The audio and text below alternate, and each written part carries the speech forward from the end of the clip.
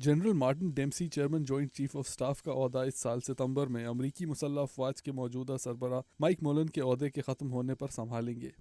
اس تعیناتی کو ابھی امریکی سینٹ سے توثیق کی ضرورت ہے، مگر ماہرین کا خیال ہے کہ امریکی قانون ساز جنرل ڈیمسی کی تعیناتی کی منظوری دے دیں گے۔ صدر اوباما نے جنرل ڈیمسی کی نامزدگی کا اعلان امریکہ میں میموریل ڈے کی تقریبات میں شرکت سے قبل کیا۔ General Martin Dempsey as Chairman of the Joint Chiefs of Staff, Admiral James Winnefeld as the Vice Chairman, and to succeed General Dempsey as Chief of Staff of the Army, General Ray Odierno.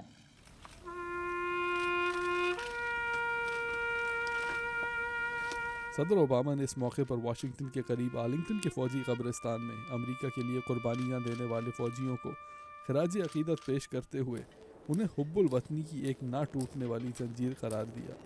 It's one of my highest honors. یہ میرے لیے بہت عزت اور ذمہ داری کی بات ہے کہ میں دنیا کی بہترین فوج کا کمانڈر ان چیف ہوں۔ یہ ایک ایسی ذمہ داری ہے جس کا احساس مجھے ہمیشہ رہتا ہے، اور جب بھی میں ان فوجیوں کے خاندانوں سے ملتا ہوں جن کی آنکھوں میں فخر بھی ہے اور دکھ بھی، اور جو شاید کبھی مکمل طور پر ختم نہیں ہوگا۔ اور واشنگٹن ڈی سی میں ہر سال کی طرح میموریل ڈے کے موقع پر موٹر سائیکل سواروں نے جنگوں میں ہلاک اور زخمی ہونے والے امریکی فوجیوں کو خراج عقیدت پیش کی۔ واشنگٹن ڈی سی میں ہونے والے موٹر سائیکل سواروں کے ایک سالانہ میلے کے منتظم بروس بیور نے بتایا، ہم چاہتے تھے کہ محب وطن موٹر سائیکل سواروں کی ایک ریلی منعقد کی جائے، اور اس کو اسپانسر کرنے والے اداروں میں یاماہا اور ہارلے ڈیوڈسن کے ساتھ ساتھ وونڈڈ واریئر پروجیکٹ نامی ادارہ بھی تھا۔ یہ جنگ پر سے آنے والے ان امریکی فوجیوں کا علاج کرتا ہے جو ذہنی یا جسمانی طور پر معذور ہیں۔